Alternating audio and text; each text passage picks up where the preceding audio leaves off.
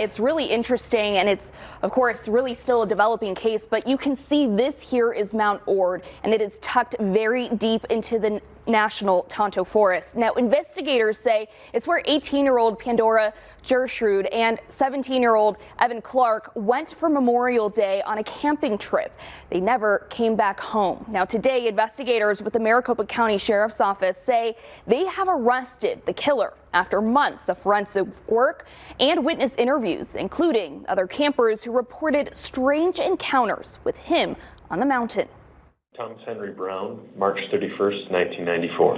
All right, sir, you're here on a Superior Court new case alleging 2 counts of murder in the first degree. In court, prosecutors painted a chilling picture of what they say happened on that mountain. The case does involve, as Your Honor is well aware from the Form 4, the murder of 2 teenagers who were camping. Detectives say both Pandora Gershrud and Evan Clark were shot several times, then dragged into the brush and hidden. Brown's DNA is found in the victim's SUV.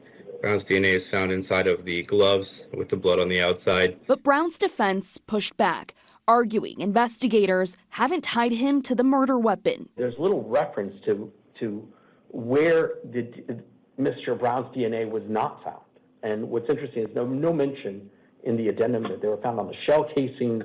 There's no mention that any of the DNA was found on items. Despite those arguments, the judge ruled there was enough evidence to hold Brown. I do believe that there's sufficient evidence that's been provided to the court to find probable cause on this matter. I am going to set a $2 million cash-only bond. Maricopa County Sheriff's investigators say solving the case was especially difficult because of how remote Mount Ord is. They couldn't rely on Ring cameras.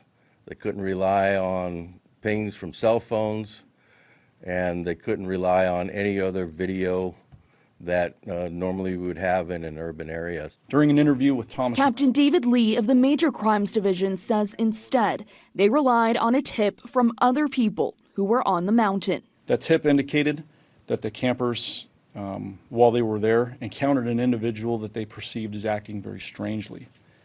The tip from those campers detailed some very specific observations that caused our detectives to heighten our focus. Tonight, Thomas Brown remains locked up on a $12 million bond after a judge decides he would be too dangerous to walk free while awaiting trial. Now, we have full coverage on this case, who the suspect is, and what the family has to say about this, all coming up starting at 4. For now, Arizona's family, Alexis Dominguez.